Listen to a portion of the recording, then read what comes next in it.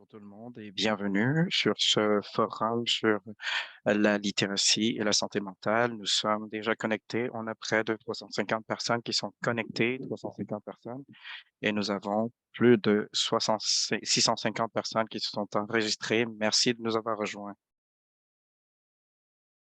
Je m'appelle Mélanie Valsinck. Je suis une nouvelle présidente et directrice générale du Collège Frontières. J'aimerais commencer par reconnaître que notre travail à Montréal se déroule sur le territoire non cédé et traditionnel des nations Kani- Kanien'kehá:ka, nation Mohawk. C'est un territoire connu pour les Premières Nations et nous reconnaissons qu'ils sont les gardiens des terres et des eaux sur lesquelles nous sommes installés aujourd'hui.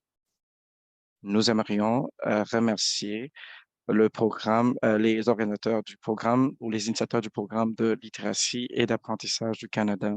Avant de commencer, j'aimerais présenter notre panéliste et avant cela, j'aimerais vous donner quelques modalités pratiques. Je vais m'exprimer d'abord en français.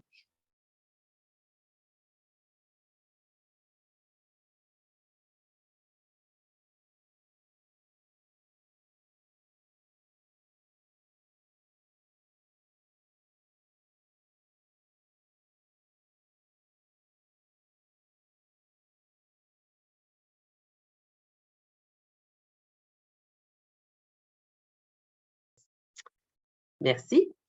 As we have live translation today, Comme nous avons un service de traduction aujourd'hui, nous allons faire de notre mieux pour ralentir un tout petit peu, pour faciliter le travail des interprètes. Donc, juste une petite note pour les panélistes. Après la discussion de panel, nous allons ouvrir une séance questions-réponses et aujourd'hui, tous les participants et participantes ont leur micro fermé. Donc, si vous avez une question, juste à saisir dans le clavardage. Vous trouverez le clavardage au bas de votre écran. Si vous avez aussi des réactions, vous pouvez les saisir dans le clavardage. Autrement dit, vous pouvez également nous envoyer vos questions par courriel à notre adresse ou vous pouvez aller sur notre page Twitter et saisir votre question. Cette année, nous introduisons quelque chose de nouveau. Euh, Nous allons organiser des séances, des travaux de groupe avec les panélistes pour vous offrir une possibilité de poser vos questions directement à nos panélistes ou continuer la conversation avec eux. Alors, les travaux en commission vont commencer à 2h40, donc à peu près 10 minutes après le mot de fin qui sera autour de 2h30.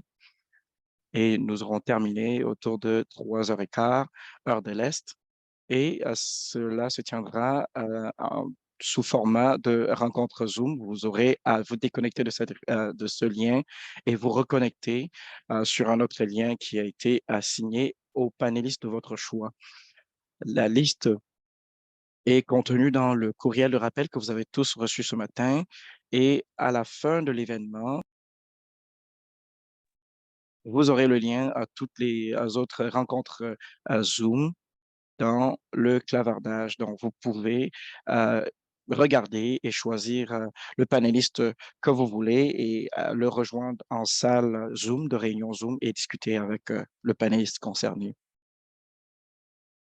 Dans chacun de ces groupes de travail, il y aura un locuteur francophone qui pourra vous guider si vous avez besoin d'aide et si vous avez besoin de vous exprimer aussi en français pendant ces séances.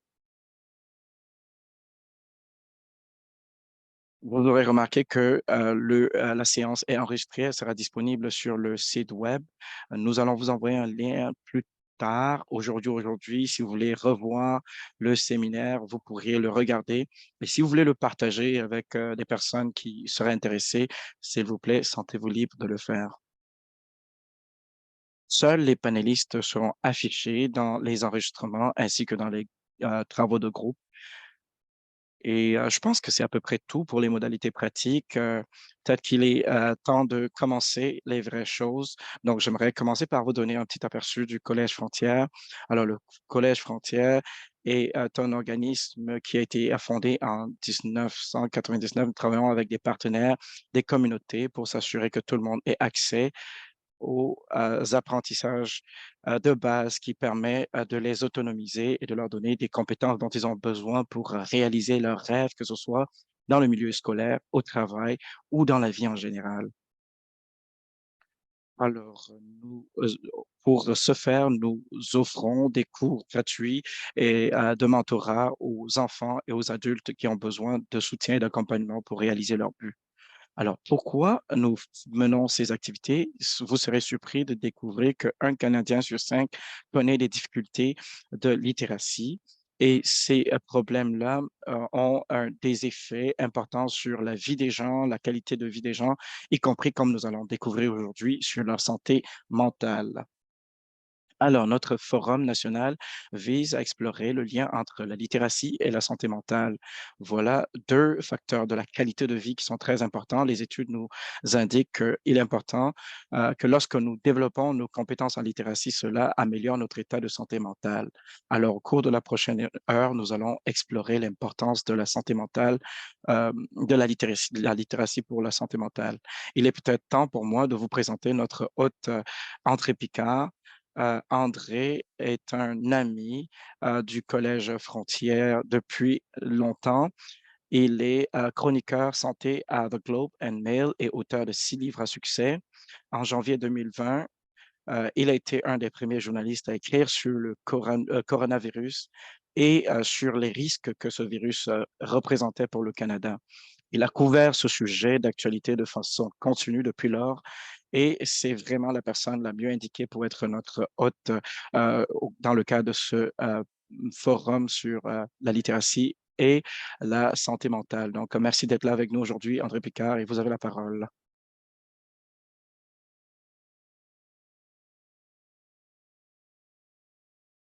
Donc, c'est vraiment un plaisir pour moi de vous rejoindre et comme la plupart des gens, j'ai été recruté pour aider par Feu Peter Gautsy, qui était un chercheur éminent dans le domaine. Donc, bienvenue à tout le monde dans le cadre de ce panel.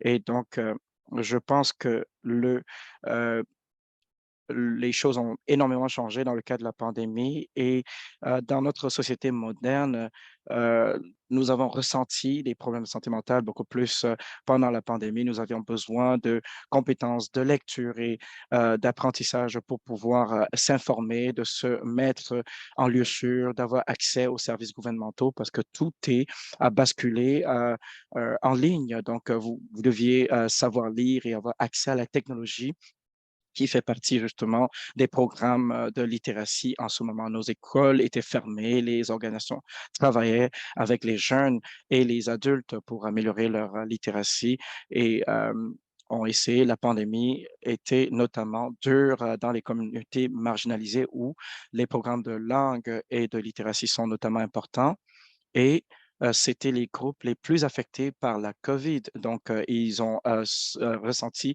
les contre-coups.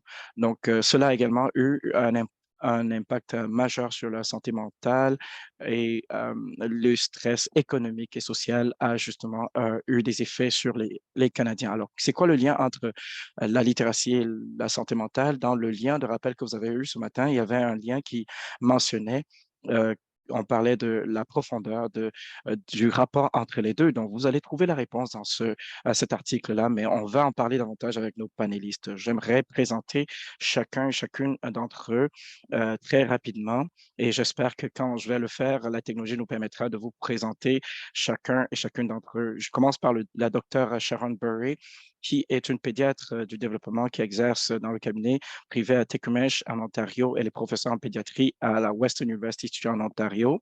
Elle est membre du comité de santé de l'Ontario Medical Association. Alors, Sharon, bienvenue. Vous venez de vous afficher. Je viens de vous voir sur mon écran. Vous pouvez dire salut et puis on a hâte de vous parler aujourd'hui. Salut tout le monde. C'est un plaisir d'être avec vous aujourd'hui. Parfait. Ensuite, je vous présente Olivia Ike Duncan, qui est euh, c'est une maman. Elle est défenseur des intérêts des Inuits, artiste et poète, performeuse. Elle est militante, éducatrice, artiste et mère qui se définit en tant qu'Inuk, Kaluknak et elle a entrepris des mesures pour travailler sur la réconciliation au Canada. Bienvenue à ce panel aujourd'hui, Olivia. Merci, André. Euh, je m'appelle Olivia Ike Duncan.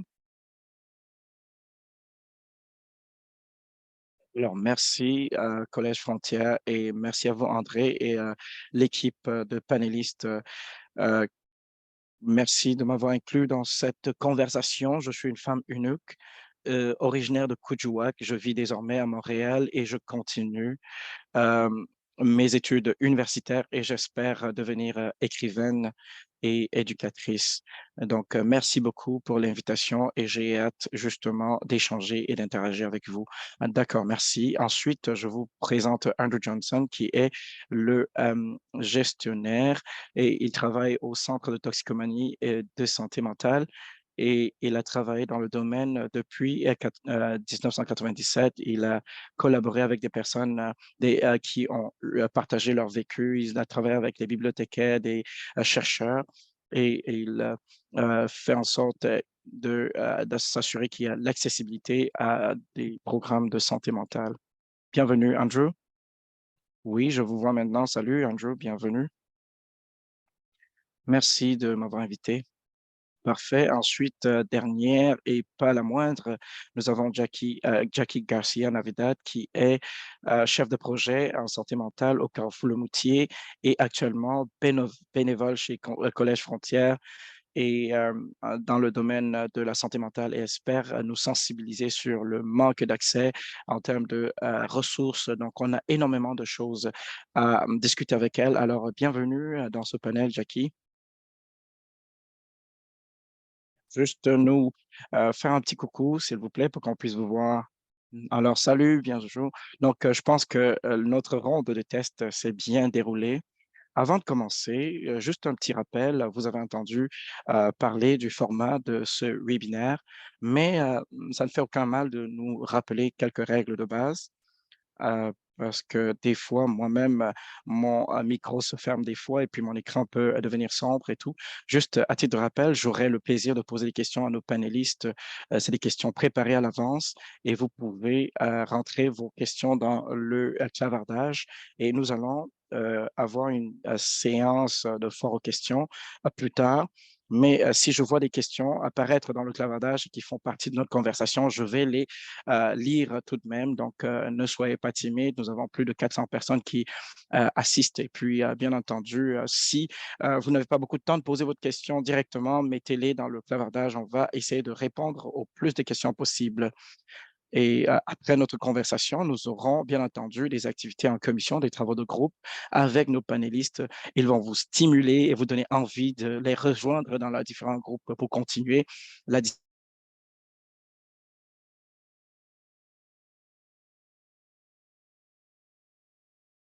Nous avons également le sous-titrage. Vous pouvez également suivre les sous-titres au fur et à mesure qu'on avance, ce qui est très approprié pour un événement du Collège Frontière. Donc, le sujet du jour pour le panel, j'aimerais commencer par leur demander, c'est quoi le rapport entre les compétences de littératie et la santé mentale et pourquoi ça devrait nous préoccuper? Je pense que je vais commencer par vous, Dr. Sharon Burry, si ça ne vous dérange pas. C'est quoi votre opinion là-dessus? Une fois de plus, merci pour cette opportunité de faire partie de cette conversation sur la littératie et la santé mentale. J'aimerais commencer par une expérience qui va par la suite déterminer le restant de ma carrière en tant que pédiatre. J'étais d'abord responsable de la section de pédiatrie chez moi et puis un enfant avait été admis avec un diagnostic de tentative de suicide après avoir essayé de sauter d'un véhicule en mouvement sur l'autoroute parce que l'enfant ne voulait pas se rendre à l'école. Alors, imaginez-vous les conséquences si cette tentative avait été réussie. Alors, de ce qu'il en retourne après avoir discuté avec la famille et consulté les rapports de l'école et après que l'enfant ait été sorti de l'hôpital et après qu'on ait effectué une évaluation psychiatrique, on s'est rendu compte que cet enfant avait un trouble d'apprentissage, avait des difficultés à lire, ce qui causait des problèmes de confiance et causait beaucoup de dépression et d'anxiété qui revenaient. Et en fait, dans mon expérience, parce que je vois ces enfants au jour le jour, j'ai pris la journée d'aujourd'hui pour être avec vous, mais en fait, pas plus tard qu'hier, lorsque ces enfants reçus des instructions basées sur des preuves. On se rend compte que ces enfants-là, leur confiance en eux-mêmes s'améliore, leurs compétences se développent et puis les défis en matière de santé mentale disparaissent et puis je n'ai pas à aller voir chaque fois dans mon bureau. Donc, voilà ce que j'ai eu à gérer tout au long de ma carrière. C'est pour cela que je me suis impliqué avec la Commission des droits de la personne de l'Ontario et j'aimerais saluer le rapport historique sur les programmes de lecture basés sur les preuves, qu'ils veulent adopter une approche systémique pour s'attaquer à ce problème de littératie. Donc, en fait, j'encouragerais tout le monde justement de se plonger dans ce rapport et je laisse le soin au restant des membres du panel pour intervenir quand ils le souhaitent. Oui, c'est un bon début. Donc, vous, est-ce que ça vous dérangerait de partager le lien vers ce rapport pour que les gens puissent cliquer dessus? Si nous-mêmes, nous ne pouvons pas, nous allons le partager avec les uns et les autres avant les travaux en groupe. Alors, vous avez travaillé dans le domaine de la santé mentale, vous avez énormément de publications et de partage d'informations. C'est quoi le lien entre la santé mentale et la littératie qui est important selon vous? Alors, je pense que le lien entre la santé mentale et la littératie est à plusieurs niveaux. Et comme la docteur Berry l'a mentionné, juste le fait de se sentir en confiance et d'avoir la capacité de naviguer le monde et en étant à mesure de lire et d'interagir avec la langue de manière efficace, c'est absolument important. Et si nous allons un peu plus loin, imaginez-vous que vous vous rendez chez le médecin et que vous avez besoin d'aide, que ce soit pour un problème de santé mentale ou de santé physique ou quoi que ce soit, en fait, pour qu'on puisse comprendre pour que vous puissiez comprendre ce qu'on vous dit ou pour que vous puissiez vous-même rentrer à la maison une fois que vous avez reçu de l'information, d'être en mesure de fouiller ces informations. Peut-être qu'on vous a remis un pamphlet ou une brochure, on vous a donné des instructions sur comment suivre une procédure de santé.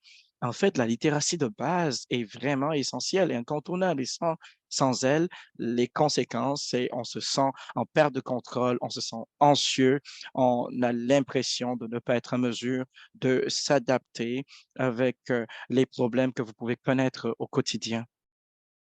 Et à partir de là, en fait, il revient à une organisation comme le Centre de gestion de la toxicomanie, c'est de communiquer de manière à rencontrer les besoins des personnes avec lesquelles vous travaillez, d'utiliser un langage basé sur la personne, un langage simple et direct, d'aider les gens à se sentir, à avoir l'impression que ce qu'ils traversent est peut-être difficile, mais que cela n'est pas anormal et que, qu'ils ne doivent pas se sentir complètement en un décalage avec le reste du monde. En fait, c'est des barrières réelles nous voyons que le dénominateur commun qui cause tous ces problèmes-là, c'est la littératie. Parfait. Et j'espère qu'on pourrait revenir à ces d'autres aspects de langage plus tard parce que tous ces aspects-là ont leur importance et merci, Dr. Burry, d'avoir partagé le lien. Jackie, Garcia Navidad, j'aimerais vous poser la question, c'est quoi le lien entre la littératie et la santé mentale? Comment est-ce que vous voyez cela se traduire dans votre travail au quotidien? Alors, j'aimerais mentionner qu'avec la plupart des gens, avec la plupart des gens avec lesquels nous travaillons, nous avons 2 domaines. Nous essayons d'éviter la détresse liée à la santé mentale et nous travaillons avec les immigrants également et nous avons trouvé qu'il est important de donner aux gens l'opportunité de raconter leurs expériences et de dire ce qu'ils ont vécu et nous avons vu que c'est effectif et très efficace dans le processus de guérison et c'est un chemin, un cheminement psychologique qui est important pour l'être humain, justement, de démêler certains événements de votre passé, de votre vécu. Et pour ce faire, on doit vous permettre de raconter votre histoire. C'est comme ça que vous sortez certaines émotions, que vous les traitez. Donc, ce n'est pas juste l'opportunité de raconter l'histoire, mais euh, de vous décaler un tout petit peu de ces événements-là. Vous pouvez, en fait, jeter un nouveau regard sur ce qui vous arrive et puis vous dire, ben OK, ben voilà ce qui m'est arrivé, mais comment est-ce que je peux passer à autre chose? Qu'est-ce que je peux faire de cette histoire ou cette expérience que j'ai vécue?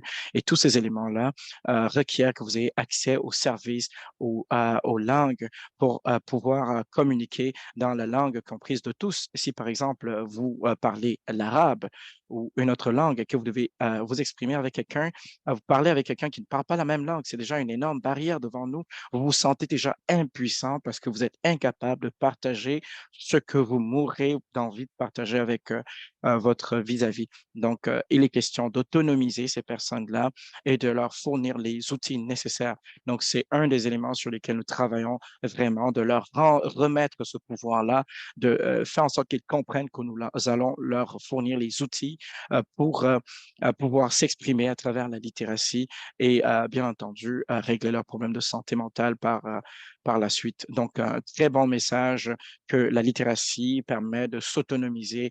Donc, Olivia Ike Duncan, je vais vous poser cette question de base et peut-être que vous pouvez la répondre. Nous savons que la communauté inuit a de taux de suicide, de problèmes de santé mentale très élevés et un taux de littératie très faible. Est-ce que vous pouvez nous parler de ces liens-là et comment est-ce qu'on pourrait s'attaquer à ces problèmes?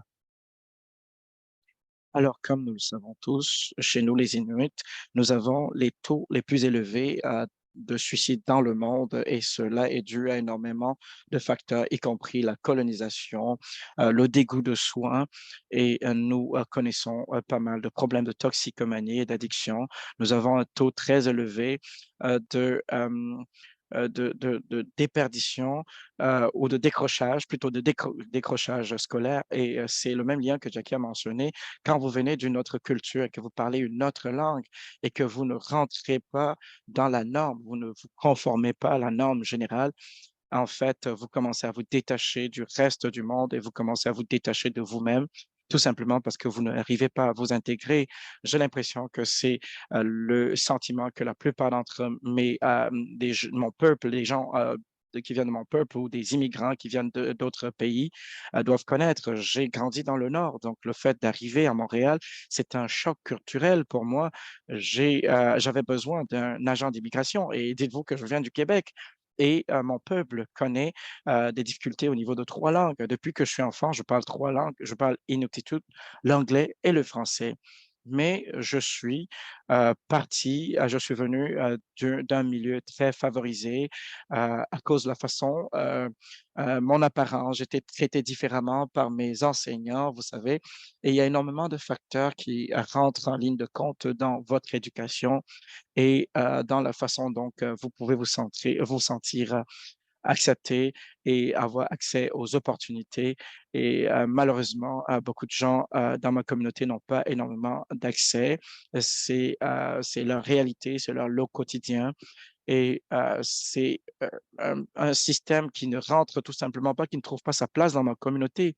Donc, aider les gens à comprendre quand vous allez dans ma communauté pour les aider, vous devez comprendre leur réalité, même si vous avez un projet à hauteur d'un milliard de dollars avec les meilleurs professeurs de la planète, ça ne marchera pas chez moi. Donc, le fait de nous donner un espace en tant qu'Autochtones euh, et en tant que personnes qui connaissent la réalité de nos problèmes de santé mentale et comment est-ce que nous pouvons être une communauté unie, c'est très important. Et le Collège Frontière fait un magnifique travail chez moi avec mes enfants à bâtir leur confiance et à montrer une autre facette de l'éducation en fournissant certaines infrastructures parce que par le passé, ces choses-là ont traumatisé mon peuple dont nous avons besoin de regarder la littératie et l'éducation sous un nouvel angle et prendre en compte la perspective autochtone.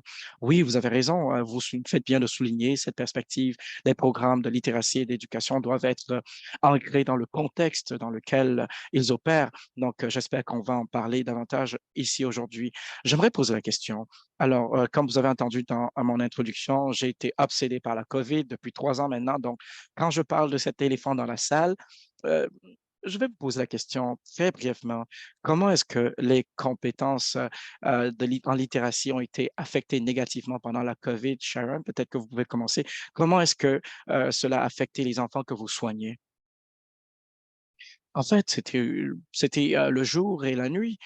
Si je me rappelle bien, c'était quelque part, en mi-mars, pendant les vacances de mars, quand on a eu, la fermeture totale. C'était le 11 mars, pour être plus précis. Ah oui, merci, merci. Donc, j'ai eu la chance, que j'avais déjà des dossiers, électroniques, pour mes patients et à cause de cela, j'étais, capable de basculer en mode virtuel le lendemain et peut-être que je suis très occupé dans ma pratique, médicale, mais j'étais très occupé pendant la pandémie, tout simplement parce que j'étais disponible et j'ai pu, offrir des soins à mes patients. Je peux vous dire que une partie de mon rôle, de l'Alliance, des pédiatres, était, de militer pour la réouverture des écoles. Mais, ce que les enfants et les parents me disaient et je dois dire que la plupart des parents étaient complètement, notamment les mamans, qui devaient littéralement rester à la maison pour s'occuper des enfants. Les enfants étaient déconnectés de leur, quotidien et ils étaient heureux au début, mais très rapidement, c'est devenu, très, peu structuré et ils s'ennuyaient de leurs amis. Ils étaient déboussolés. Ils avaient, des activités, des travaux seulement en ligne et puis, cela a attiré l'attention sur certains problèmes, a même exacerbé certains et après nous avons eu, des cas de dépression, du suicide, des tentatives de pendaison et donc c'était vraiment une période difficile pour les professionnels qui veillaient sur ces enfants, à cause des nombreuses situations, des nombreux cas d'overdose, liés à l'anxiété occasionnée par la pandémie. Heureusement, maintenant qu'on est revenu avec un retour en présentiel dans les salles de classe, je vous dirais que ça a énormément amélioré et baissé les niveaux de stress tant pour les familles que pour les enfants. Et bien entendu, la question de connectivité, internet à haute vitesse, c'était vraiment un problème pour bon nombre de communautés. Je me rappelle d'une famille qui avait un cellulaire et ils avaient 5 enfants. Vous pouvez vous imaginer comment vous gérez ce genre de situation. J'étais capable de me connecter avec eux à travers un cellulaire, mais on ne pouvait rien faire. L'école devait leur fournir d'autres gadgets, mais à la mise en œuvre de ces programmes-là, s'est avéré assez difficile, comme vous le savez, mais c'était une période assez difficile. Je suis heureuse que nous sommes rendus à une période où les enfants peuvent retourner à l'école. C'est un service essentiel pour nos enfants. Je suis heureuse que cela se passe déjà. Donc, ça a pris du temps, mais voilà la situation. Mais oui, merci beaucoup, Sharon. Jackie, vous avez travaillé avec les communautés et les clients de bon nombre de communautés, des personnes qui étaient des travailleurs de première ligne, qui avaient énormément de pression pendant la COVID. Quel était l'impact de la pandémie sur les gens avec lesquels vous travaillez? Eh bien, je travaillais avec les jeunes à l'époque et ce que nous avons vu, c'est à quel point, les choses se sont passées. Comme l'a mentionné la docteure Bury, les lignes, sont devenues floues, les choses ont commencé à s'accumuler. Vous êtes à la maison, vous êtes adolescent, vous n'avez pas votre ami, votre groupe d'amis avec qui vous vous tenez d'habitude. Alors peut-être que vous pouvez échapper à la réalité un peu, mais les adolescents étaient coincés chez eux. Alors, il y avait des parents qui avaient perdu leur emploi en même temps parce qu'ils n'étaient pas travailleurs essentiels. Il y avait 4 enfants et les enfants essayaient de fréquenter l'école. Il y avait des problèmes d'internet et toutes sortes de choses, les 4 en même temps dans le salon et leurs parents s'inquiétaient en même temps des finances. Ils devaient trouver une banque alimentaire parce qu'ils n'arrivaient pas à subvenir aux besoins de la famille et qu'ils allaient perdre leur logement. J'ai entendu des histoires absolument horribles. J'ai travaillé dans le passé dans les communautés CRI et j'ai entendu des histoires qui m'ont déchiré le cœur. La communauté est tellement unie et c'est parce qu'elle se regroupe lorsqu'il y a des enjeux importants. Il y a eu la pandémie et il y a eu des événements horribles. La communauté n'avait pas accès à des soins médicaux. Les hôpitaux sont situés à des heures de leur communauté. Ils ne s'agit pas même de savoir si on va pouvoir arriver, se faire admettre dans la salle d'urgence dans les 24 heures, c'est qu'il n'y a pas d'hôpital. Alors, il fallait faire très attention. Et lorsque votre soutien le plus important est votre mère et que cette femme qui demeure de l'autre côté de la rue ne peut venir vous voir, eh bien, c'est déchirant. Ça a été vraiment intensif. Oui, j'ai entendu des histoires si pénibles. Comment est-ce qu'on veut que les jeunes continuent d'apprendre lorsqu'ils sont dans cet environnement où ils voient les gens souffrir? Ils doivent s'adapter, ils comprennent qu'il ne s'agit pas d'une période normale, qu'ils ne peuvent pas sortir dehors, ils ne peuvent pas aller jouer avec leurs amis ou leurs cousins, même leurs frères, parce qu'ils demeurent avec ses grands-parents. Alors, comment est-ce qu'on fait pour composer avec tous ces éléments? J'ai vu beaucoup de bon travail, c'est sûr. Nous avons, donné j'ai vu des cours de français qui étaient offerts parce que le groupe voulait poursuivre ses cours, ils voulaient être ensemble et ils voulaient avoir l'impression que les jeunes voulaient avoir l'impression d'être avec des gens qu'ils connaissaient. Ils savaient qu'ils traversaient la même chose ensemble et ils ont décidé qu'ils allaient se soutenir. Oui, ces liens familiaux qui ont été déchirés ont eu un impact beaucoup plus considérable qu'on le pensait. Alors, j'ai eu, la communauté de me promener dans des communautés, au Québec et ce sont des endroits magnifiques, mais l'internet n'est pas très bon. Je trouve ça très difficile quand je me rends dans ces communautés et puis la COVID-19 a exacerbé ces choses, on devait faire plus de choses en ligne. Qu'en pensez-vous? Eh bien, on ressent encore les effets de cet impact ces jours-ci parce que là, lorsque la COVID est survenue, on n'était pas préparé, on n'avait pas les installations ni le personnel médical dont on avait besoin. Alors, nos communautés étaient en confinement, personne ne pouvait entrer ni sortir. Jackie le mentionnait, c'est très important dans notre culture de se rassembler. Alors, c'était très difficile pour nos communautés. Les écoles n'ont pas de bonne infrastructure, en période normale. Alors la COVID, a encore aggravé les choses. Nous avons une formation, d'enseignants pour les enseignants Inuktitut afin qu'ils puissent enseigner notre langue. Toutes ces choses ont été suspendues et ça a eu un impact sur nos enfants, même présentement. Il y a eu un grand manque d'éducateurs dans nos communautés parce que beaucoup d'entre eux étaient confinés dans nos communautés, mais les enseignants ne pouvaient retourner chez eux pendant la COVID. C'était une période absolument folle. Et en bout de ligne, nous n'avons pas d'iPhone, de services cellulaires, de Wi-Fi partout.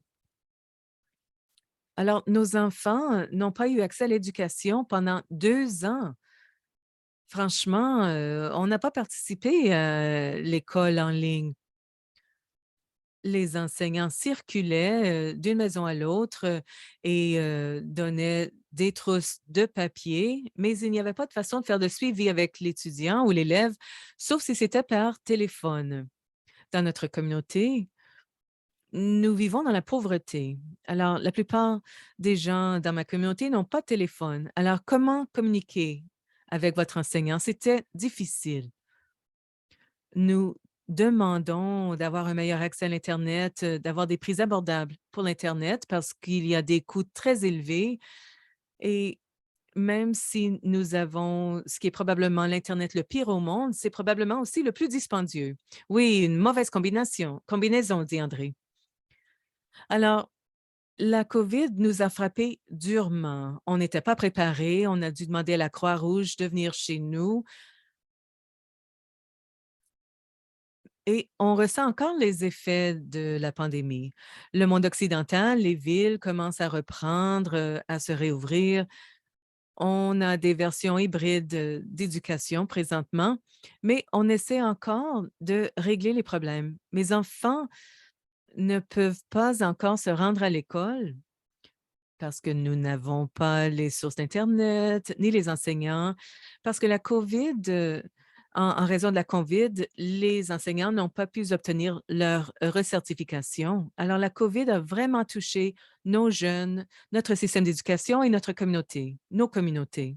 Mais cela nous a vraiment permis de voir ce qu'il faut faire pour se préparer à cette éventualité si elle survenait à nouveau. Surtout lorsqu'on tient compte du fait qu'il y a le changement climatique qui se produit à l'échelle mondiale. On n'est pas prêt. Il n'y a pas de document, il n'y a pas de plan.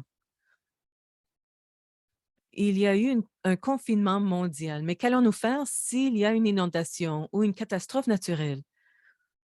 Je ne le sais pas. Alors, on est toujours en train de se préparer pour la prochaine vague. Moi, je dis toujours que j'en ai marre d'être résiliente à la COVID. Vous savez, il y en a qui disent: «Ah, je suis résiliente à la COVID» et moi, je dis: «Mais pourquoi vous êtes fiers de cela? On continue à se faire abrouer et on continue à se relever». Mais voilà, nous sommes ici aujourd'hui. Nos ancêtres ont survécu à toutes sortes de choses. Alors, pour ma part, j'essaie de jumeler le monde occidental et mes valeurs culturelles et j'essaie d'aider mes enfants eunuques à parvenir au même niveau que les autres. Tous les enfants comptent. Mes cousins, mes neveux, mes nièces, ils comptent tous. Alors, j'essaie d'apporter cet aspect humain. Et j'ai un privilège blanc. J'ai les cheveux, la peau qui reçoivent un privilège différent lorsque je me promène dans la ville. Alors, j'essaie de m'intégrer à tous ces univers, mais j'essaie aussi de construire des ponts et d'étendre la main pour qu'on s'aide les uns les autres. Ces plateformes sont fantastiques pour nous permettre de partager nos réalités. Super, merci. Alors, je vois qu'il y a toute une discussion qui se passe dans le clavardage, très riche. Continuez à le faire. C'est la vie moderne, bien sûr. On peut faire plusieurs choses en même temps. Andrew, je me tourne vers vous. On a vu qu'il y a eu une aggravation des problèmes de santé mentale. Cela a touché le CAMH. Mais comment avez-vous trouvé cela du côté de la littératie et de l'information? Andrew, notre mandat consiste aussi à rejoindre nos communautés. Et on leur parle des vaccins, on leur fournit de l'information sur les vaccins. Il y a des raisons historiques pour lesquelles les gens qui ont des problèmes de santé mentale ne font pas nécessairement confiance au système de santé. Alors, nous essayons de fournir des informations factuelles qui répondent à tous les besoins, y compris le fait de répondre aux questions pressantes des gens. Par exemple, quelles sont les interactions entre les médicaments que je prends présentement et qui m'aident à gérer mon état de santé et les vaccins qui sont disponibles. On veut aussi bien aider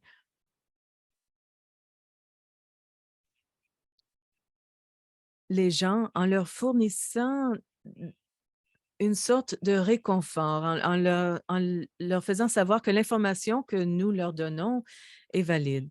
Comme vous le savez, on communiquait à nos utilisateurs et à leurs familles et à leurs proches, mais aussi on luttait contre la fausse information qui circulait dans la communauté.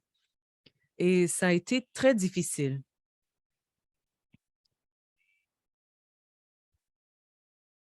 On a essayé de s'appuyer sur la réputation des organisations comme le Centre pour la santé mentale ou d'autres organismes qui diffusaient de l'information de haute qualité. Alors, il ne s'agissait pas seulement des enjeux liés à la littératie et la santé, mais aussi il y avait des problèmes de littératie numérique. Alors, comment est-ce qu'on peut évaluer de façon critique l'information qui est diffusée? Parce que toute l'information semble valide et si je la lis, elle doit être la bonne information, ce doit être la bonne information. Et on se demandait aussi comment contrer la fausse information et comment le faire dans plusieurs langues.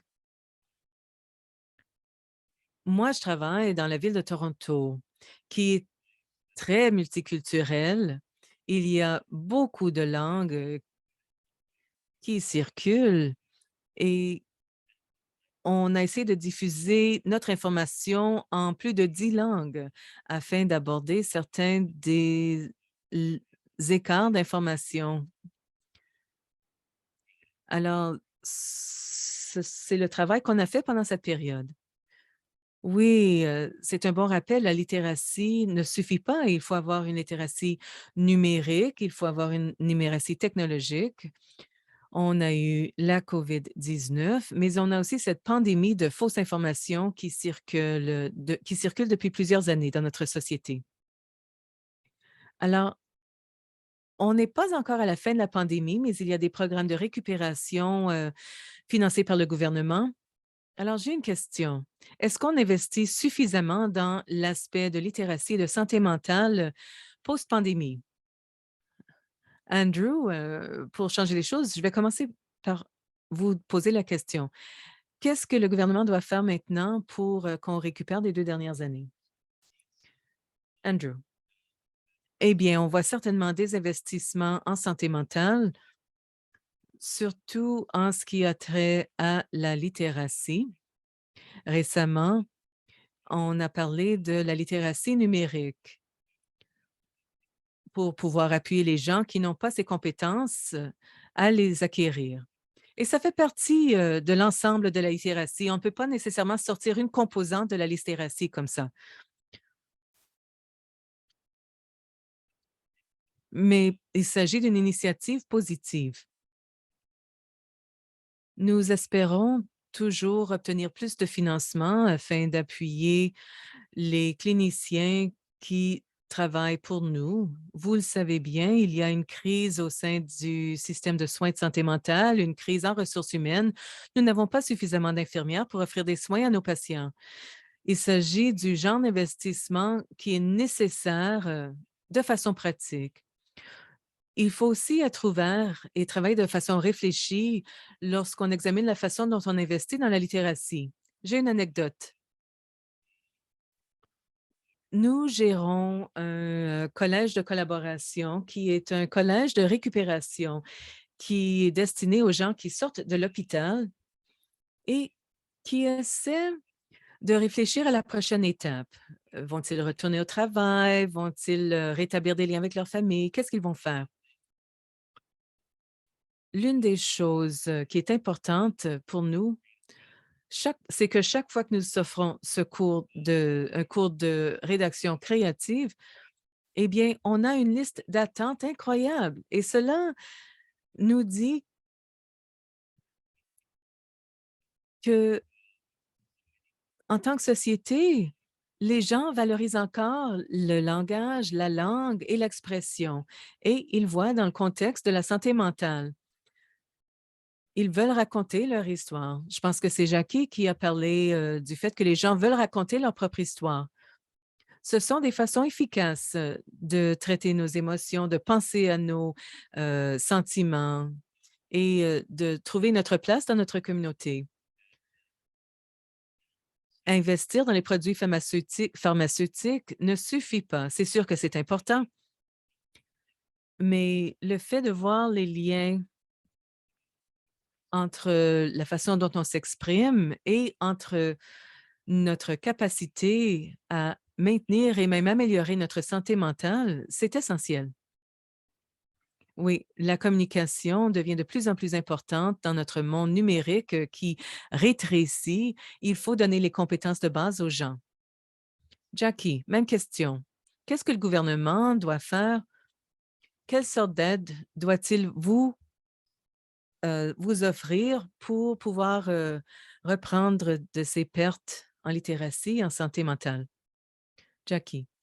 Eh bien, je pense qu'il faut commencer à penser à long terme plutôt qu'à court terme. Comme vous l'avez dit, André, je pense que les gens trouvent qu'on est dans un monde post-pandémique, mais en fait, on est dans une crise sanitaire. On a traversé la pandémie, mais les impacts perdurent et vont être ici pendant longtemps. Je le dis parce que le travail que je fais se rapporte surtout à la communauté, à la connexion, aux liens. On aide les gens à se soigner eux-mêmes. On leur donne les outils, on leur donne l'information sur la santé mentale.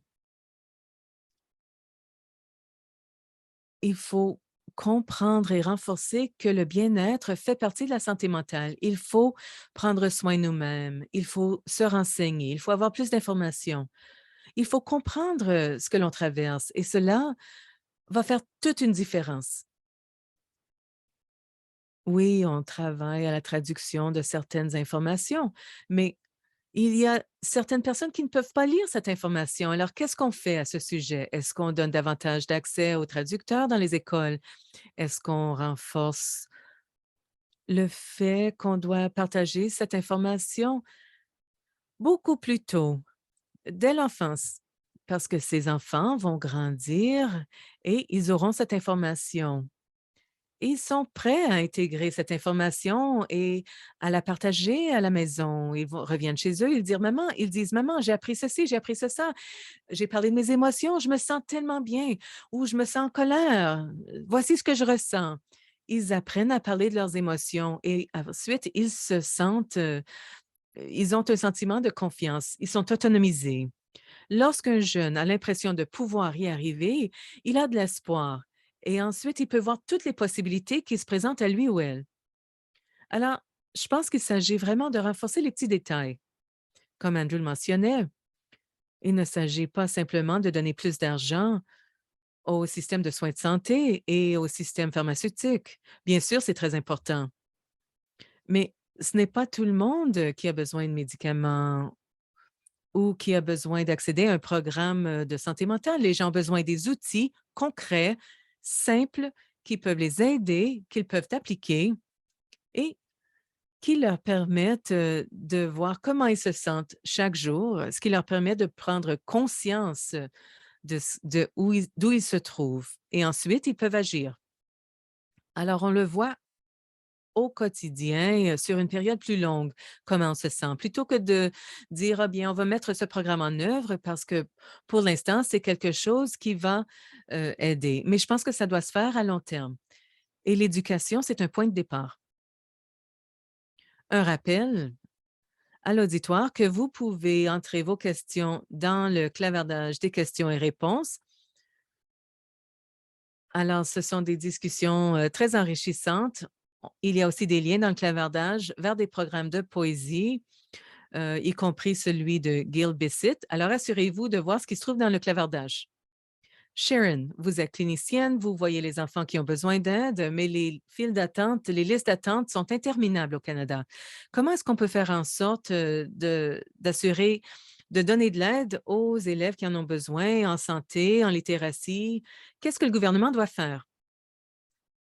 Sharon, eh bien, je retourne au rapport parce qu'on demande qu'il y ait des changements systémiques de la part du ministère de l'Éducation en termes de conception du curriculum et en termes de pratique d'éducation et en termes de la façon dont les jeunes apprennent à lire. En Ontario, on a annoncé un financement pour ce programme. De cette façon, s'il y a un remaniement systématique et systémique du système dès le jardin. Alors, vous savez, lorsque les enfants commencent à avoir la difficulté, on s'en rend compte immédiatement. Il n'est pas nécessaire d'attendre à la troisième ou la cinquième année pour dire: «Ah, ça va s'améliorer». Maintenant, on a des méthodes scientifiques, et je parle des enfants, on parle des méthodes d'enseigner aux enfants très tôt et ces méthodes sont éprouvées. Et si on les intègre de façon systémique au système d'éducation, ça va marcher. La recherche le prouve. Dans ma communauté, il y a environ 3 conseils scolaires et les choses sont différentes au sein de chaque conseil scolaire, en ce qui a trait aux services qui sont à la disposition des élèves lorsqu'ils ont besoin d'aide. Alors, on demande qu'il y ait un changement systématique en termes de curriculum, de formation et de tests et de l'utilisation de programmes axés sur les preuves. Ensuite, il y a les soins collaboratifs. Beaucoup de rapports ont indiqué qu'il y a un effet multiplicateur lorsqu'on utilise des soins de collaboration. Alors, si on travaille en équipe avec un travailleur social ou une praticienne infirmière, eh bien, les résultats se multiplient. On a aussi demandé à ce qu'il y ait des cliniques établies dans les écoles et qui se déroulent de façon collaborative. Parce que pour l'instant, il y a des silos dans tous les systèmes. Les systèmes ne se parlent pas, ne collaborent pas. Alors, c'est une autre chose. Je pense aussi qu'il y a des organismes à l'échelle locale qui sont près du problème, qui ont la portée voulue. Pendant la pandémie, on a parlé du fait qu'on avait parlé aux leaders des communautés autochtones ou noires ou des plus petites organisations pour faire en sorte qu'ils avaient le financement nécessaire et qu'ils pouvaient renforcer leurs capacités. Alors, si on a les connexions à ces communautés, cela serait très, très utile. Oui, vous soulevez de bons points. Il y a beaucoup d'inéquité. Les gens n'ont pas tous besoin des mêmes services et les services universels ne conviennent pas à tout le monde. Olivia, vous avez parlé de certains des besoins, par exemple l'accès à Internet, l'accès de l'équipement informatique, une amélioration dans les écoles. Qu'est-ce qu'on veut voir post-pandémie qui pourrait vraiment aider à faire progresser la cause de la littératie et aider les problèmes de santé mentale? J'en ai parlé un peu tantôt. L'histoire coloniale du Canada, du Québec, a un impact incroyable sur nos peuples. Mes grands-parents sont des survivants des pensionnats indiens. C'est tout ce que nous savons. Nous ne savons pas où ils étaient, mais nous avons entendu les histoires. Et je ne pensais pas que ça avait un impact dans ma vie ou dans mon parcours de vie. Mais quand j'ai appris cela, ça a vraiment changé qui je suis en tant que femme Inuk. Nous avons des taux élevés de suicide, d'alcoolisme, de protection de l'enfance, d'abandon scolaire. Moi, je ne voulais jamais m'identifier comme étant femme autochtone. J'avais honte pendant plusieurs années.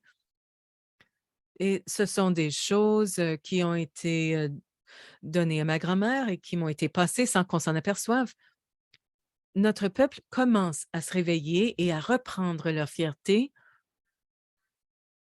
et il faut travailler avec des gens qui ne sont pas autochtones, qui ne sont pas Inuits. C'est la réalité, mais il faut créer de meilleures relations. La réconciliation, ce n'est pas un mot, tout simplement. Il faut permettre aux gens de prendre l'espace dont ils ont besoin. Alors, moi, je trouve que j'ai de la difficulté à m'intégrer à certains compartiments, vous savez, d'avoir des documents qui sont révisés par les pairs et scientifiques. Parce que vous savez, mes aînés sont des scientifiques, ils sont médecins, mais dans le monde universitaire, on ne les reconnaît pas. Quand on ne dit pas que c'est quelqu'un qui peut vérifier ce que j'ai écrit. Alors, lorsqu'on examine les enjeux liés à la littératie, il faut vraiment se demander si la solution est universelle et si elle tient compte des aspects culturels. Dans ma culture, le langage n'est pas écrit. Nous avons un langage écrit parce que les Européens voulaient traduire la Bible pour nous. Pour ce faire et nous convaincre de se joindre à la religion, eh bien, il a fallu créer des façons de partager l'information. Nos cultures sont axées sur l'imagerie, sur les histoires orales, sur les mythes, les légendes. Alors, l'éducation occidentale et notre éducation sont très différentes, mais nous sommes sur les bancs des salles de classe, nous levons la main, nous participons. Mais maintenant, nous voulons participer à la création du curriculum parce que depuis des milliers d'années, nous avons survécu sur la Terre et nous pouvons partager avec le reste du monde comment nous pouvons former un seul élément avec la planète. parce qu'il pourrait y avoir tous les rapports qui sont révisés par les pairs sur le changement climatique et ce qui se passe dans le monde. Mais peu importe le financement, le changement climatique ne s'arrêtera pas à moins de bien écouter les peuples autochtones et de bien écouter la mère Terre. Alors, le fait d'être ouvert, donnez-nous l'espace. On veut siéger au conseil d'administration, aider à la prise de décision, créer des curriculums pour les Canadiens, les Québécois, Québécoises. On veut partager notre histoire parce que c'est la seule raison pour laquelle nous voulons être en vie, c'est que nous voulons pouvoir partager notre histoire et avoir l'impression de faire partie de quelque chose. Alors, les gouvernements, les grandes entreprises doivent nous donner la place pour le faire. Et ce sont des discussions difficiles que nous avons présentement. Il y a beaucoup de choses qui se sont passées à l'époque et ce n'est pas très amusant d'en parler. Notre groupe de jeunes dans ma culture s'appelle Hoctrick, qui signifie arc et flèche. C'est une métaphore. On dit que pour aller de l'avant, il faut premièrement prendre du recul. Et on a perdu beaucoup de ce qui est derrière nous. Alors moi, j'essaie de prendre du recul. Mes grands-parents ne sont plus ici en raison de suicide. J'ai perdu mes grands-parents au suicide. C'étaient des survivants du pensionnat. Ma grand-mère était une enfant qu'on avait cachée. Alors, on voit cela, on veut le partager, on veut le ressentir. C'est l'une des premières étapes. Il ne s'agit pas du financement, il s'agit de créer de l'empathie et une connexion humaine avant de pouvoir même offrir de la littératie ou autre. Oui, les traumatismes intergénérationnels et leur impact sont importants et font partie intégrante de la réconciliation. Alors, il y a quelques questions qui nous proviennent de l'auditoire. Je vais en regrouper certaines. Alors, vous êtes tous des intervenants très puissants, vous parlez très bien et les gens cherchent à obtenir des conseils. Comment est-ce qu'on sensibilise les gens aux problèmes de santé mentale et aux enjeux liés à la littératie? Comment est-ce qu'on peut rejoindre les gouvernements? Jackie, comment est-ce qu'on fait les choses? Comment est-ce qu'on on rejoint les gens? Oui, eh bien, pour commencer, il faut en parler. Je dirais aussi, c'est quelque chose auquel je pensais lorsqu'Olivia parlait. Vraiment, il faut examiner la réalité des traumatismes intergénérationnels. Et moi, ce que j'ai pensé, c'est que, vous savez, moi, je suis une personne de couleur. Mes 2 parents viennent de El Salvador et je pense que j'ai le privilège, d'être vraiment sensible à ces enjeux, de les avoir recherchés, de les avoir étudiés et comme je suis une femme latino, eh bien, ça me frappe. Alors, il faut pouvoir faire le travail. Il faut pouvoir dire: «Oui, il y a des enjeux liés à l'immigration, il y a des enjeux liés à la santé mentale». Il y a beaucoup d'enjeux liés à la littératie et le fait de pouvoir en parler et aussi, moi, je dirais commencez à faire les petites choses. Portez-vous volontaire, rendez-vous dans la communauté ou au centre communautaire qui est de l'autre côté de la rue. Demandez-leur: «Qu'est-ce que vous faites? Combien de bénévoles avez-vous? Avez-vous besoin d'aide?» Alors, faites le tour de votre communauté et voyez ce qui s'y trouve.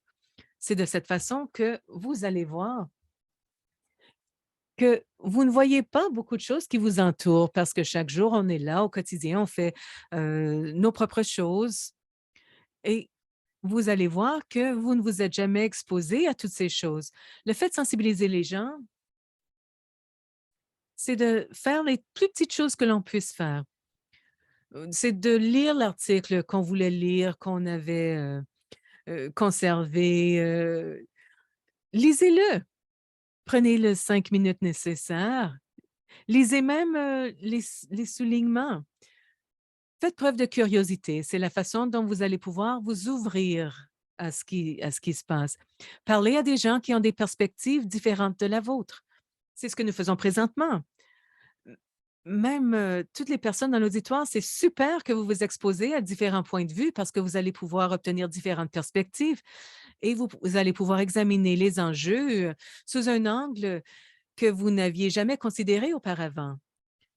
Et cela vous permettra de trouver de nouvelles solutions et de faire preuve de créativité. Andrew, vous travaillez dans ce domaine qui consiste à sortir des informations pour les communautés. Comment le faire de manière efficace pour vous assurer d'avoir suffisamment d'influence plutôt que de ne pas bien informer les gens. En fait, un facteur qui est important chez nous consiste, vous avez posé la question tout à l'heure, quels sont les effets de la COVID, par exemple. Nous avons parlé des défis, mais je vous dirais qu'un des aspects positifs ressortis de la COVID, c'est que cela a créé des espaces pour la conversation plus de conversations sur la santé mentale.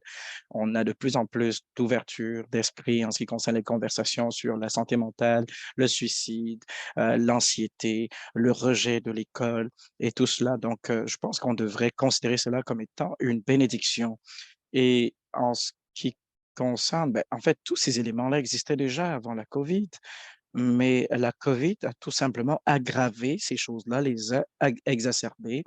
Et donc, on a besoin justement de se retourner et d'encourager les gens à s'ouvrir et avoir ces conversations-là de plus en plus. Et de le faire de manière responsable et et de mobiliser les gens, de dialoguer avec les gens sur une base individuelle. On parlait tout à l'heure des gens qui ne se sentent pas reconnus et qui se désengagent, qui perdent de l'intérêt en raison de cela. Plus nous allons concentrer nos énergies sur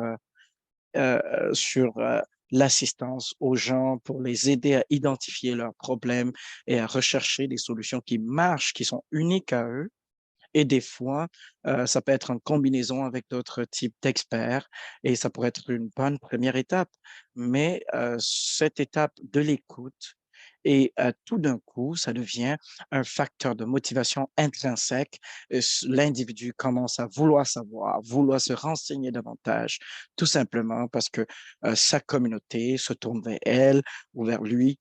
Et puis, des organisations comme Climate peuvent justement intervenir et offrir des informations objectives euh, sur des sujets difficiles. Des fois, les gens n'ont pas nécessairement envie de lire sur des addictions aux opioïdes ou sur le suicide ou sur d'autres sujets difficiles. Ces gens le font ils y sont obligés. Notre objectif, c'est de le faire de manière simple, de manière engageante, de manière sans stigmatisation, sans jugement. Nous n'avons pas besoin de pointer de doigt accusateur, plutôt de les accompagner en leur fournissant les bonnes informations et à ce moment, vous ouvrez une page importante et ils vous disent félicitations, maintenant on peut bâtir, on peut capitaliser à partir de là et essayer de leur fournir de plus en plus d'informations. Et des fois, les solutions sont pluridimensionnel. Il y a des gens qui peuvent apprendre de différentes façons à travers des brochures, à travers des séances questions-réponses, à travers des webinaires, par exemple. Il n'y a pas une solution qui correspondrait à tous les cas. Donc, c'est vraiment au cas par cas. Et je pense que c'est notre responsabilité, justement, de refermer cet écart au niveau du manque d'information. Oui, je pense qu'en fait, vous avez déjà répondu en partie à ma prochaine question. C'est quoi le rôle de la famille et de la communauté à s'attaquer aux problèmes de littératie et de santé mentale? En fait, c'est à ce niveau que toute l'action se trouve, c'est où tout se passe. Et j'aimerais réitérer que j'ai eu le privilège de travailler avec de nombreuses familles pendant plus de 30 ans. Et ce que je tire de cela, c'est que le fait de les écouter et d'être attentif à leurs besoins, j'ai dit à mon gestionnaire de bureau l'autre jour, j'ai dit, ça me manque tellement de les voir en personne parce qu'on les a tellement vus au cours des 3 dernières années. Et puis, vous savez, des liens se tissent entre vous. Et donc, c'était vraiment quelque chose d'écouter ces familles. C'était vraiment un moment de découverte pour moi. Il y a de nombreuses années que j'avais commencé quand je partais de mon bureau pour me rendre dans les communautés, pour échanger avec différentes organisations d'intérêt social, que ce soit des associations sur les problèmes d'apprentissage, sur les problèmes de développement des enfants dans les cliniques. Tous ces genres d'organisations, en fait, tout cela réside, ce travail ne réside pas dans un milieu de bureau. C'est en fait un ensemble de croyances communautaires qui nous aidera à avancer. Ça a vraiment fait partie de l'œuvre de ma vie et j'encouragerais tout le monde, nos panélistes ont mentionné qu'il est important de rentrer dans ces communautés parce que c'est à ce moment qu'on a une compréhension collective et complète des choses et des croyances. Et c'est à ce moment qu'on peut se garder tous en bonne santé. Donc, le fait de se rendre dans la communauté m'a permis de collaborer et de collaborer avec de nombreuses organisations afin d'obtenir, de sortir ces informations-là. Et j'apprends également de ces organisations-là.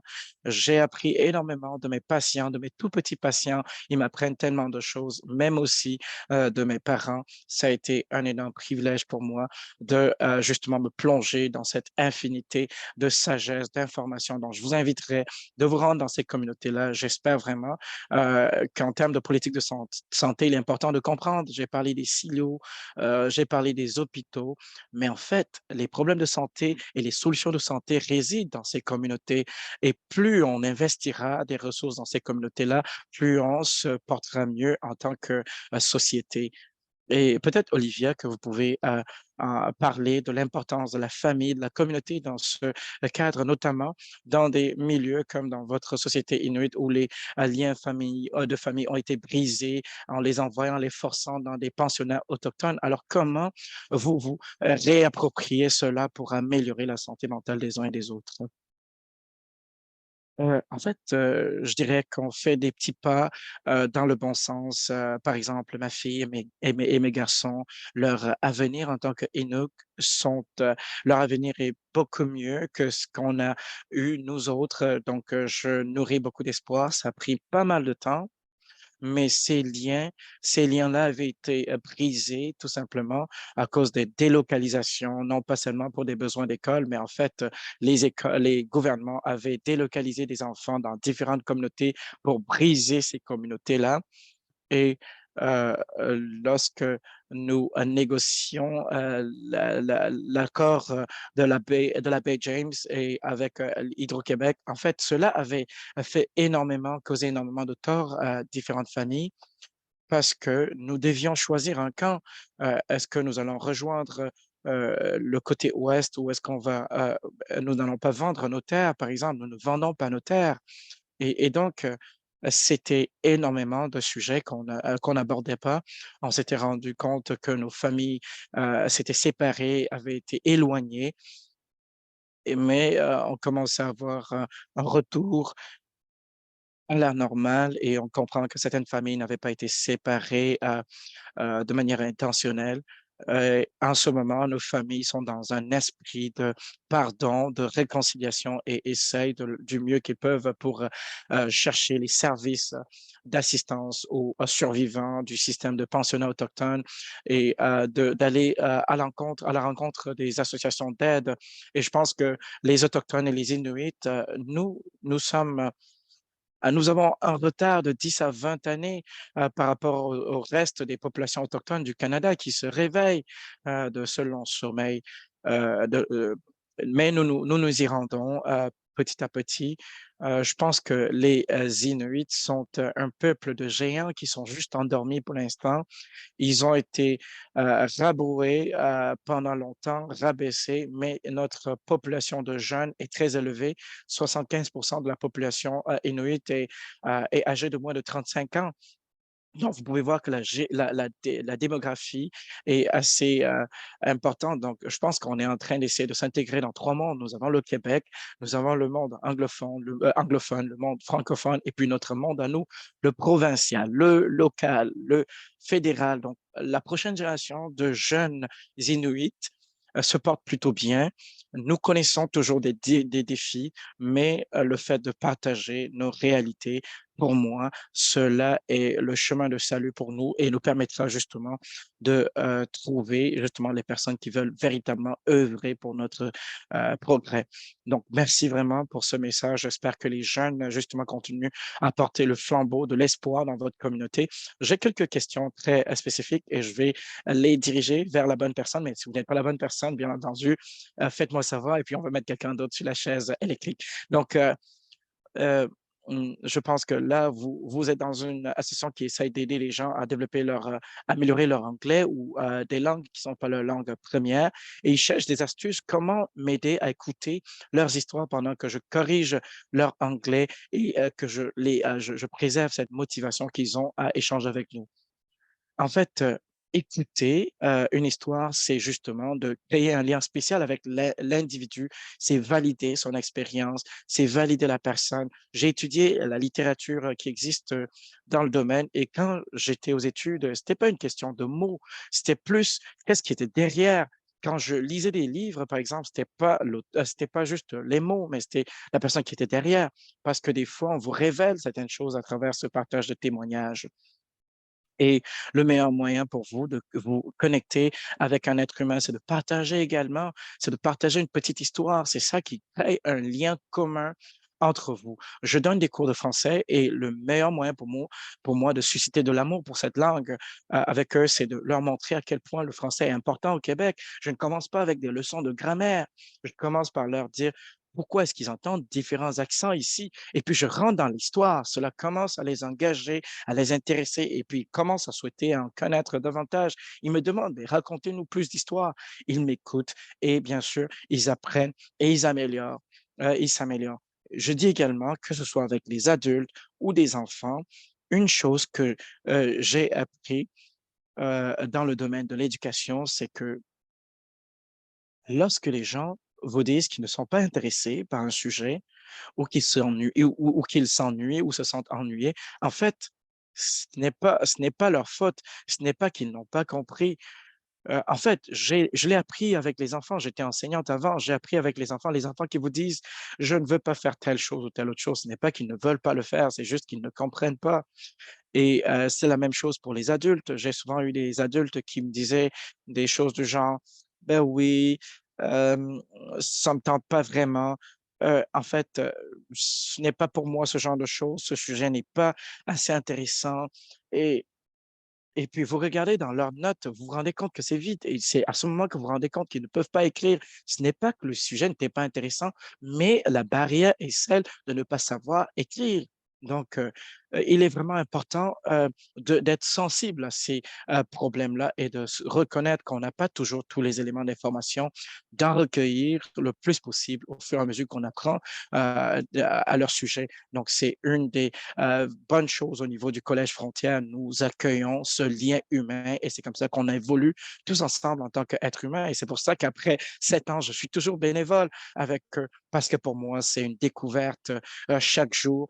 Je découvre de nouveaux êtres humains, de nouvelles réalités, de nouvelles histoires. Et mon Dieu, c'est vraiment une belle expérience. Vous rendez vraiment les choses intéressantes pour que les gens aient envie d'apprendre.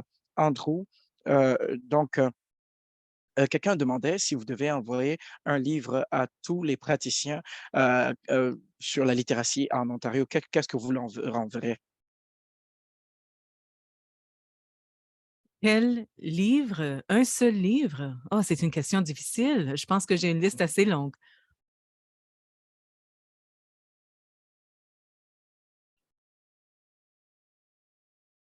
Je pense que ma réponse, c'est ce qui suit. Comme il y a tellement d'expériences diversifiées, il faut vraiment inviter les gens et trouver les histoires qui se rapportent à eux, qui leur sont pertinentes. Et je pense que c'est important pour nous, en tant que leader dans cet espace, de réfléchir à établir une bibliothèque plutôt que de choisir un seul livre. Eh bien, vous pouvez peut-être afficher des idées dans le clavardage ou dans votre atelier tantôt. Oui, absolument. Sharon, les gens veulent savoir. Il y a des handicaps d'apprentissage et autres. Comment pouvez-vous les aider différemment à gérer leurs problèmes de santé mentale? Eh bien, comme vous le savez, il y a beaucoup de recherches qui ont été menées sur la façon d'enseigner aux enfants qui sont un peu plus bas sur le spectre de la compréhension et de la capacité de comprendre. Il y a aussi eu beaucoup de recherches sur, sur le sujet où est-ce qu'on peut apprendre à lire même si on a un quotient intellectuel qui est faible? Juste à des fins de cette discussion. Il y a aussi eu des recherches à savoir si on vient d'un groupe marginalisé ou d'une classe socio-économique plus faible, est-ce qu'on peut apprendre? Alors, on ne parle pas de l'écriture de poésie ou l'écriture d'éléments plus culturels. 95 des gens peuvent apprendre à lire à condition d'apprendre les bonnes techniques et de suivre les méthodes structurées systémiques en littératie. Je ne connais rien en alphabétisation des adultes, alors je parle des enfants. Alors, 95 des enfants peuvent apprendre à lire de façon efficace et ils peuvent comprendre ce qu'ils vont lire s'ils ont les bonnes instructions. Alors, je vous demande de consulter le rapport de la Commission ontarienne des droits de l'Ontario, l'enquête sur le droit de lire. Il y a de l'excellente information, ça parle des programmes qui sont disponibles et ça mentionne aussi les recherches qui ont porté sur ce sujet. Olivia, une question précise. Les gens vous remercient de cette analogie de l'arc et de la flèche et pour se tourner vers l'avant, il faut prendre un peu de recul. Alors, connaissez-vous, ce qu'on appelle l'établissement communautaire tenant compte des traumatismes? Est-ce que c'est un outil utile? Oui, il y a beaucoup d'outils qui sont en train de sortir. Je suivais un cours de journalisme et quelqu'un a présenté un article qui démontrait que les traumatismes intergénérationnels étaient transférés à la prochaine génération. Et cette étude était menée auprès d'anciens combattants de guerre. Et cela m'a fâchée parce que les peuples autochtones le disent depuis des centaines d'années. Mais comme ce n'était pas prouvé scientifiquement, ça n'avait pas été reconnu et on nous a refusé les ressources nécessaires. Alors, jusqu'à ce qu'un scientifique, aucune étude le démontre, c'est sûr que je suis reconnaissante que maintenant on reconnaît ces études et que maintenant notre histoire sera peut-être confirmée.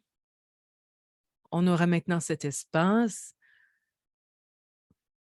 On examine aussi la façon d'élever les enfants qui est différente parce que dans notre culture traditionnelle, on appelle ça l'inouï, ce qui signifie de bâtir, de créer un être qui peut être autonome. Et pour ce faire, il faut une communauté. Il faut toutes les ressources, pas juste les parents. C'est toute la société qui joue un rôle dans l'éducation de cet enfant. C'est super de voir des articles qui ont été révisés par les pairs, qui ont été éprouvés sur le plan scientifique, mais il faut aussi examiner les enseignements des aînés et ce genre de choses. Alors, c'est ce que nous essayons de faire. Nous essayons de tourner vers l'arrière, nous essayons de retourner vers la spiritualité comme le chamanisme, d'examiner différentes traditions, en fait, de l'accouchement.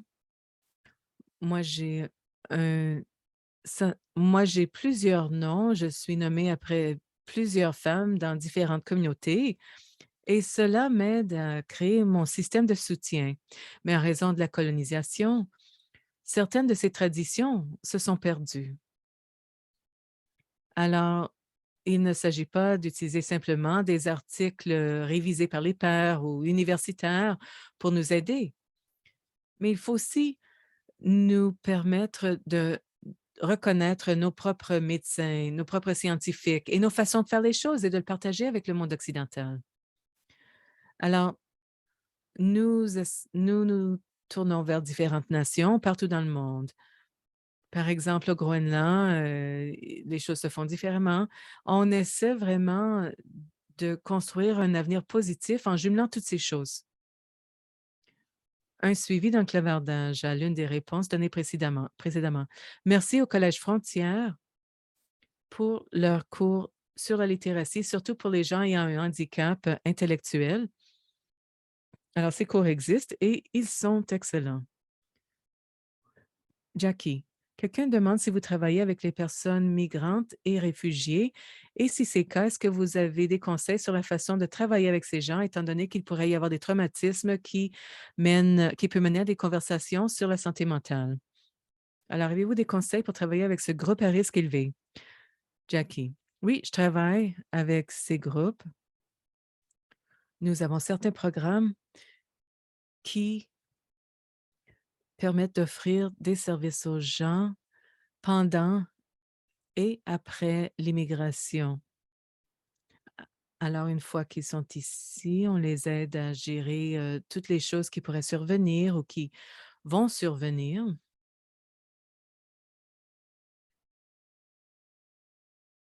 Bon, c'est quelque chose que je voulais dire et je suis heureuse de le faire. Il s'agit de la validation. Moi, je vous dis que c'est important dans un aspect de santé mentale ou de littératie. Lorsqu'on veut montrer à quelqu'un à faire quelque chose, il s'agit de valider la personne. Vous savez, on a mentionné tantôt, les personnes autochtones n'étaient pas reconnues, mais lorsqu'on valide la personne, lorsqu'on valide son histoire ou lorsqu'on valide le fait que quelqu'un n'a pas les compétences et que ça va, c'est ce que je dis aux gens. Le problème ne disparaît pas, mais la validation permet d'ouvrir la porte à de nouvelles possibilités. Même si vous ne savez pas comment faire quelque chose, eh bien maintenant, nous le savons et voyons comment vous pourriez apprendre à faire quelque chose ou quelque chose qui est différent ou quelque chose de nouveau. Il s'agit vraiment de faire la validation de la personne parce que lorsque la personne se sent validée, ça devient vrai et c'est très important.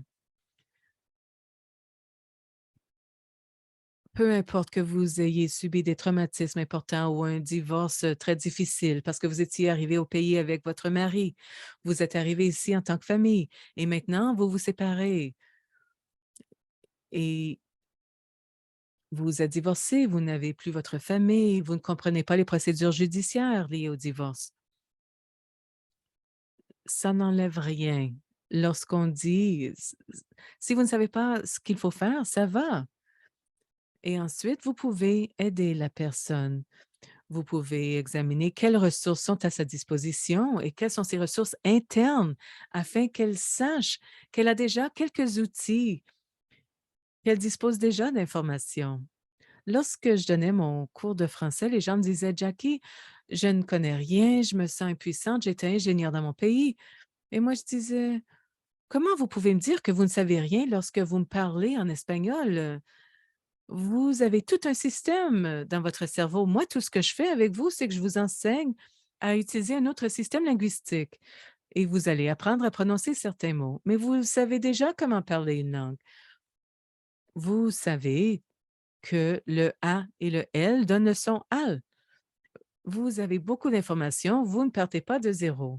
Alors, il s'agit de renforcer aux gens qu'ils ont déjà des connaissances positives qu'ils peuvent utiliser pour acquérir de nouvelles compétences.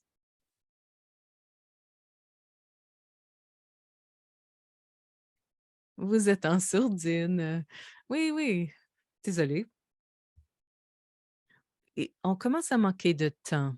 Alors, voici quelques réflexions en conclusion. Nous avons abordé deux enjeux très importants, la littératie, la santé mentale et la façon dont ces deux se chevauchent. Alors, avant de participer aux discussions en petits groupes, on a un message à faire passer. Alors, Andrew, allez-y, quelques mots. quelques paroles de réflexion pour les gens. Eh bien, on entend parler des défis entourant la littératie et la santé mentale, mais comme je l'ai dit tantôt, l'espace est en train de s'ouvrir pour permettre des discussions plus franches et plus ouvertes. On peut être plus vulnérables les uns avec les autres, on peut s'exprimer et ce, de façon fondamentalement différente. Moi, je l'ai vu chez mes propres enfants et dans la façon dont ils m'ont posé des questions concernant la santé mentale, la toxicomanie, la consommation. Je trouve qu'ils sont beaucoup plus ouverts et je pense qu'il faut miser sur ce moment et c'est la raison pour laquelle j'ai beaucoup d'espoir et je suis optimiste. Olivia, un message d'espoir? Oui, je trouve que le monde évolue de plusieurs façons, à plusieurs endroits dans le monde. Parfois, ça fait peur. Certains changements sont épeurants, préoccupants. Mais je pense qu'il faut se rappeler qu'on est une société humaine, pas des cultures différentes, mais en tant que personnes humaines qui habitent sur la mère Terre, il faut penser à la façon dont nous avons un impact les uns sur les autres. La santé mentale n'est plus un sujet tabou et on peut partager sa réalité et se sentir en sécurité quand on le fait. Alors, je pense que l'avenir pour la prochaine génération de peuples Inuks et de jeunes Canadiens, de jeunes citoyens du monde, eh bien, on dit que les choses s'aggravent avant de s'améliorer. Alors, j'espère qu'on y est arrivé à cette étape où on va avoir quelques bonnes années et où on pourra décider de travailler ensemble dans toutes les langues et toutes les couleurs et toutes les cultures afin de créer un meilleur monde pour nos enfants. Alors, merci beaucoup. Sharon, je vous ai vu hocher la tête vigoureusement. Allez-y. Oui, en tant que pédiatre, on examine l'écologie, le contexte, qu'il s'agisse des traumatismes intergénérationnels ou des déterminants de la santé. Alors qu'un enfant se développe, on examine aussi sa biologie, ses gènes.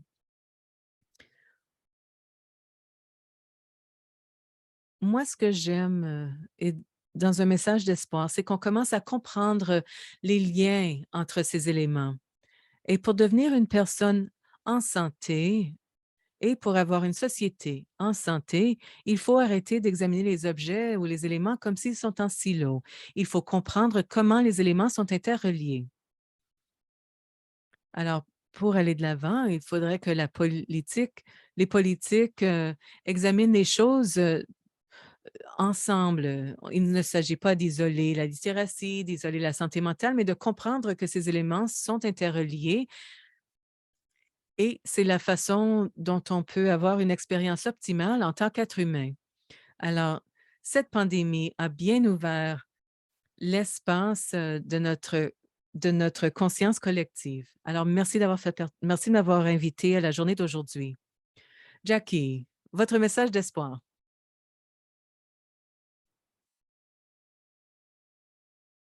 Bon, alors, je veux vous dire que vous faites quelque chose de tellement grand. Vous avez un réseau, vous avez des familles, vous avez des amis. Et si vous commencez à faire les petites choses, vous allez voir que ça va avoir tout un impact. Ça va changer les choses parce que ça nous permet d'obtenir une plus grande perspective et de la partager.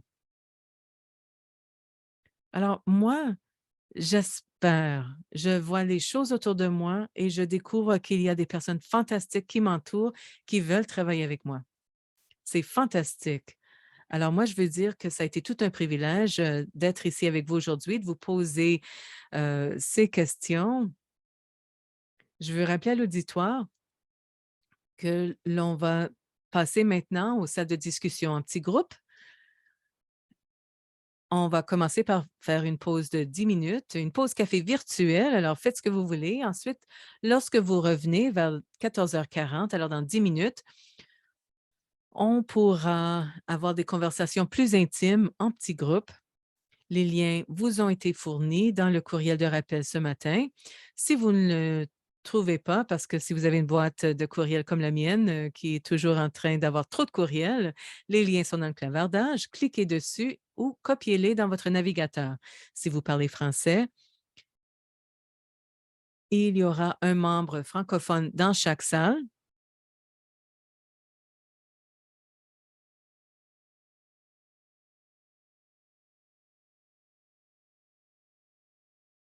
Et ces salles de discussion en petits groupes ne seront pas enregistrées. Cette séance a été enregistrée. Par contre, vous pourrez y accéder plus tard. On vous enverra le lien, mais les salles de discussion seront informelles et pas enregistrées. Alors, vous pouvez parler librement. Alors, merci beaucoup à nos panélistes, Dr. Sharon Burry, Olivia Ike Duncan, Andrew Johnson et Jackie Garcia Navidad. Merci pour vos excellentes contributions. Merci à notre bailleur de fonds, le gouvernement du Canada, et à son programme de littératie. Et merci à vous tous pour les conversations enrichies que nous avons pu avoir. Et merci au Collège Frontières pour tout le travail qu'il fait. J'ai hâte de pouvoir aider à l'avenir. Alors, prenez une pause et on se retrouve bientôt.